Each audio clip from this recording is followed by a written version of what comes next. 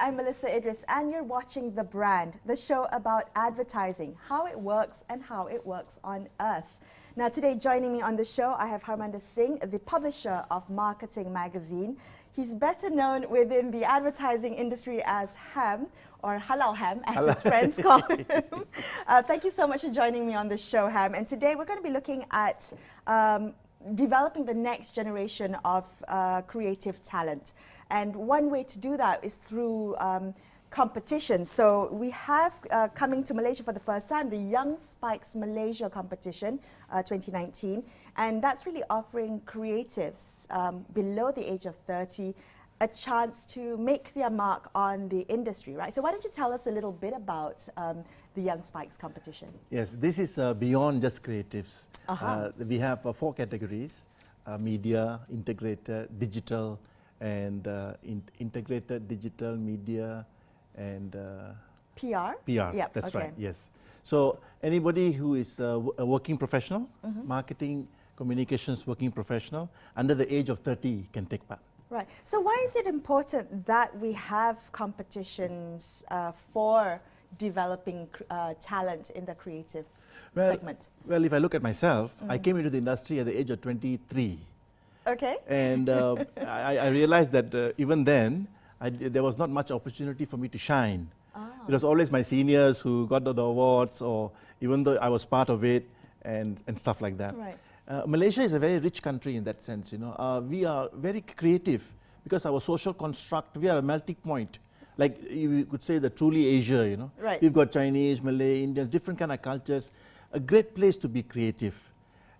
This particular program, the Young Spikes of Malaysia, is an opportunity for the people below the age of 30 to shine, to win awards, to be recognized, and for their own future and their career. It will help them.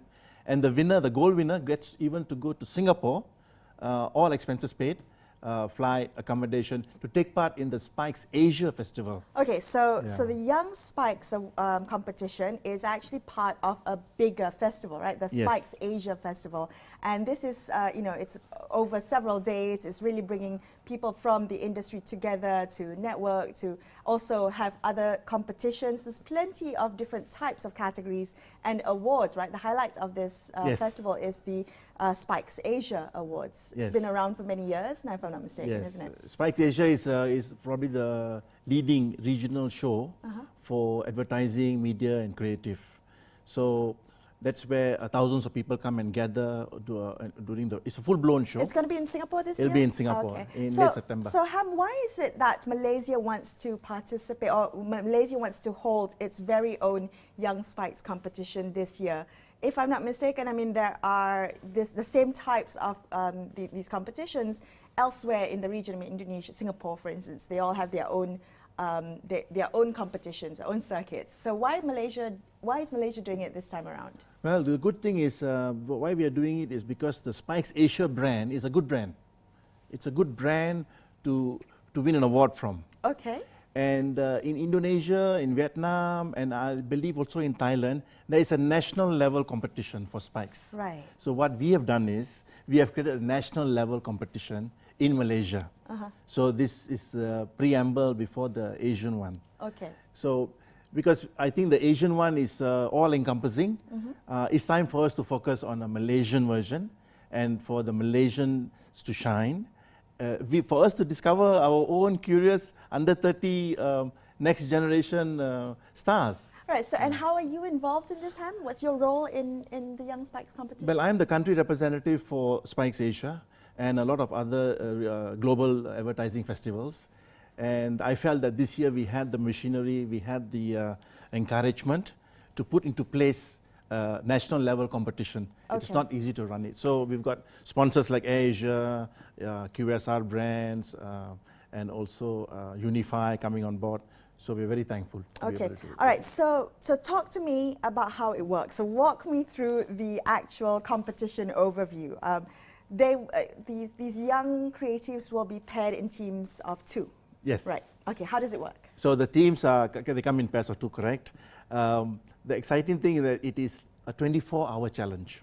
So we mirror exactly what happens in the regional competition. Okay. So they come, they have a briefing. For example, if you have taken part in the digital category, there will be a session for you to come and attend. And the client or the person who generates the brief will give a physical presentation of the brief live in person. Okay. And then the participants get to ask questions about the brief and all that. And then they go away. For 24 hours, they have to come up with these proposals. And they can submit their proposals in PowerPoint. We have formats for that. Okay. And they can email it to us. So the challenge is how to think within that time frame.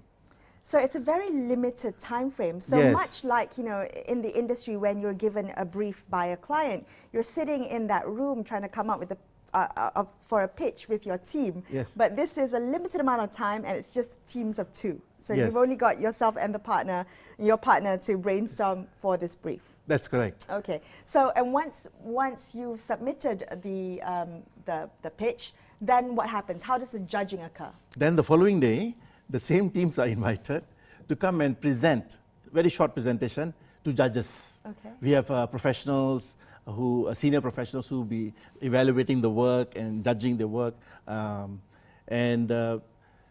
That's where we decide who are the gold winners, the silver winners, and the bronze winners. And the judges, they're made up of industry experts, I take it? Yes, Okay. the judges are industry experts in their respective categories, like for example, PR, digital, integrated, and media accordingly. Okay, all right. We're going to come back right here on The Brand and take a closer look at why awards matter for creatives. We'll be right back after these messages.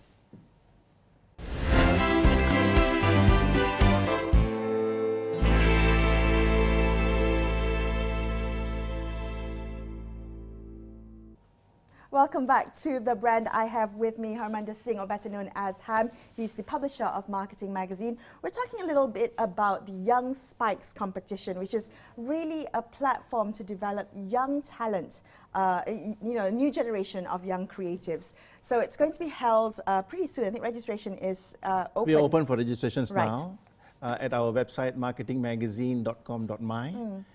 You can find all the details at our Young Spikes website. So you were saying, Ham, that the winners will, there's gold, there's silver, bronze, and my observation is that creative agencies covet these awards. They really do, I think, strive to win the recognition of awards like this. Now, talk to me a little bit about the Young Spikes, because as part of the Spikes Asia Festival, how does the Young Spikes competition and the Young Spikes Awards differ from other awards? Because there's so many in the industry, right? Yes. For starters, it's the only award show for working professionals under the age of 30. Or targeted to younger Yes, generation. so it's really Okay. targeted to a Right. specific target audience. And the objective is to unearth new talent and also allow those under the age of 30 to be able to express their ideas to a brief and shine. It's very important for them to win, because this also helps in the career, and this also helps in industry recognition. This also helps them to build their own confidence, and I believe that it will bring a lot of positive good to industry professionals who are hungry. Okay, so you're saying that winning awards actually helps the individual creative further their career? And the agencies.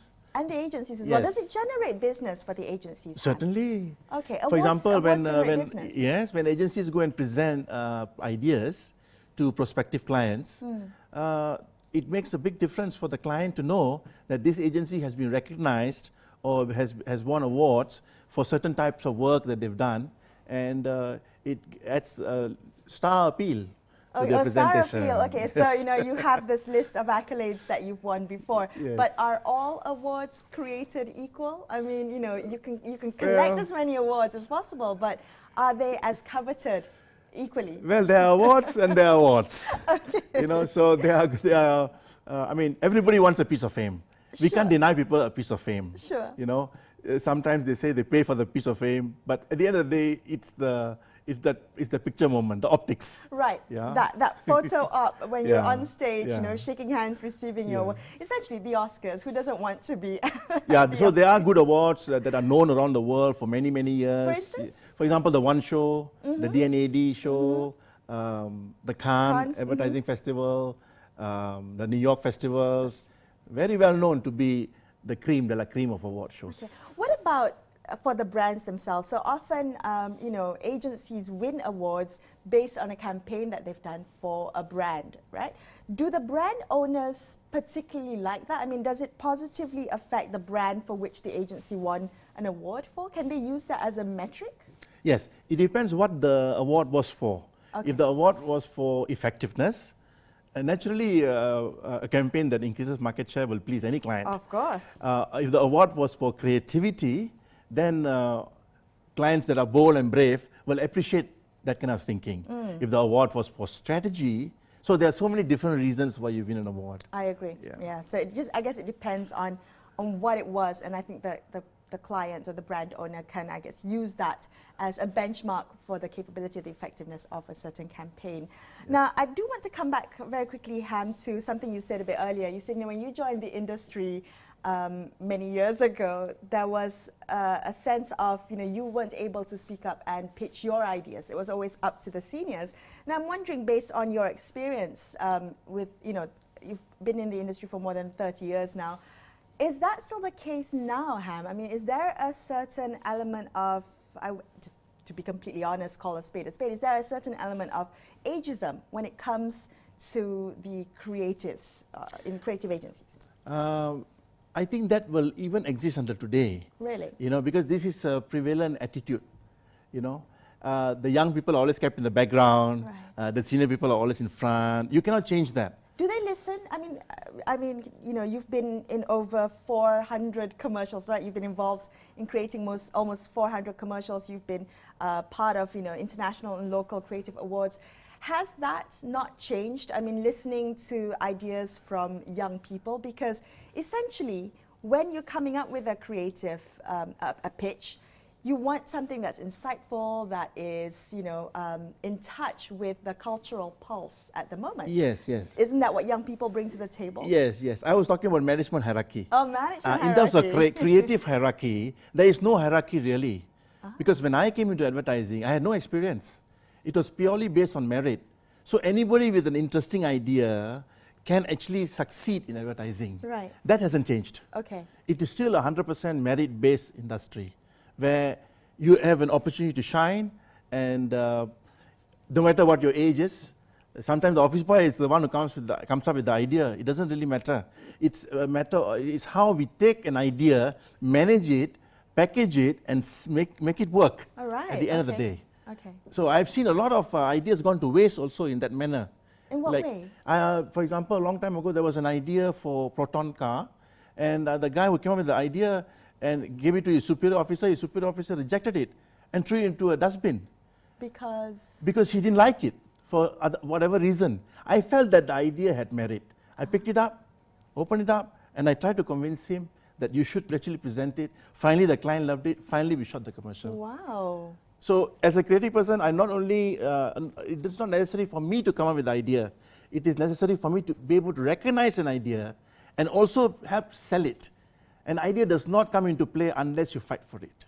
Wonderful. All right. Okay, so let's come back, Ham, and talk a little bit about some of the changes that have been sweeping across the creative industry, especially here within the region. I'd like to get into that a little bit right after these messages. Make sure you stay with us right here on The Brand.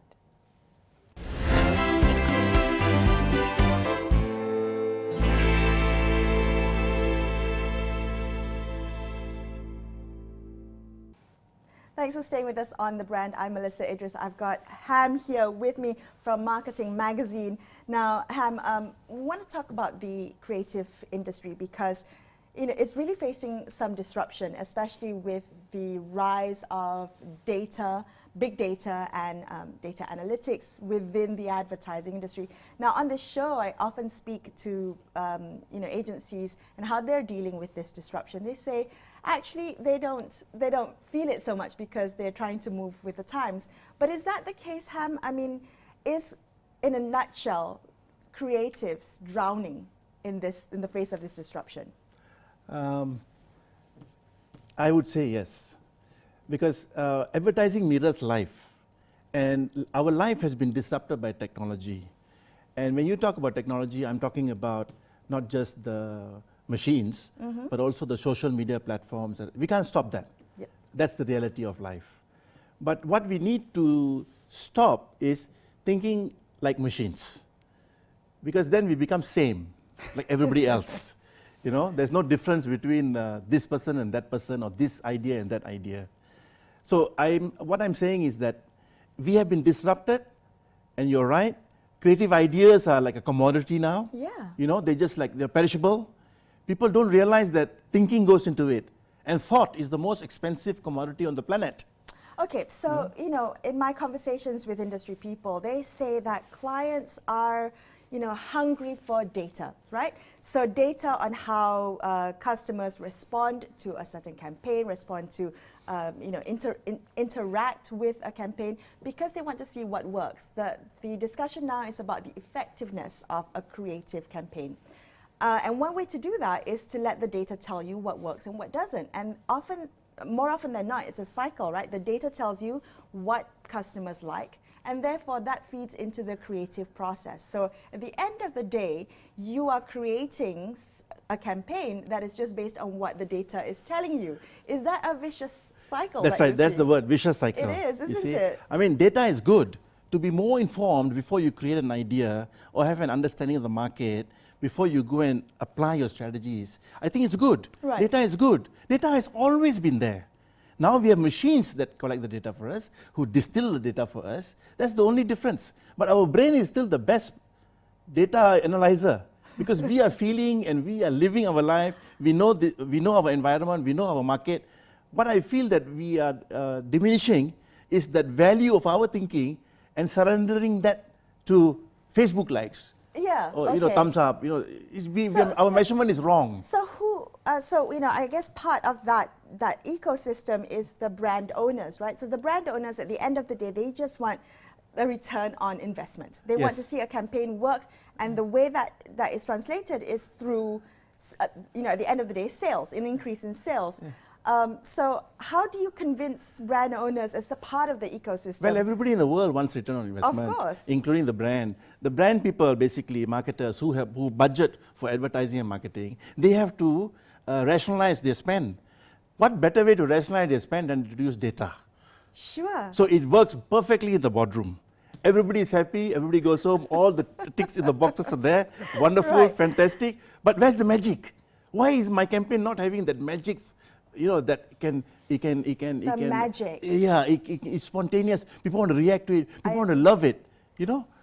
So that's where the creativity comes in. When was the last time you felt a creative campaign, you know, move you? When did you kind of sense the magic last?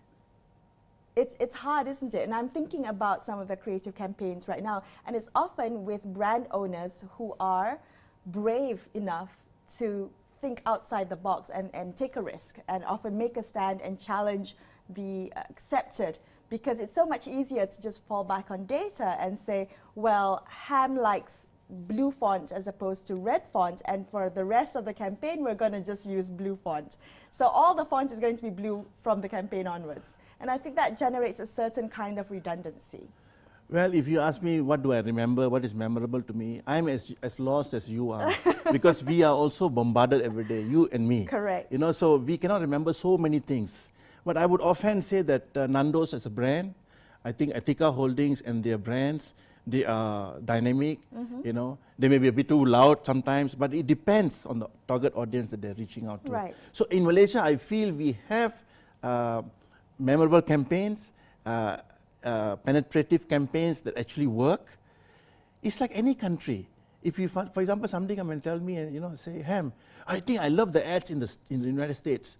I say, yeah, but the ads that you see at the award shows are less than 1% of all the ads in the United States. Right. So not all the ads in Malaysia are going to be brilliant and you know, become chartbusters or whatever. Correct. But we have a decent proportionate of true. campaigns and ideas that are amazing. Yeah, I think that's a really nice way to look at it. I mean, there are some standouts in the industry. I also do want to touch on very quickly about the fragmentation in this industry. We've spoken about that before on the show, about how as you mentioned earlier, with technology and social media as a disruption, agencies have had to adapt. And, you've seen a lot, the mushrooming of smaller agencies or the bigger agencies trying to do it all, becoming one-stop centers, right?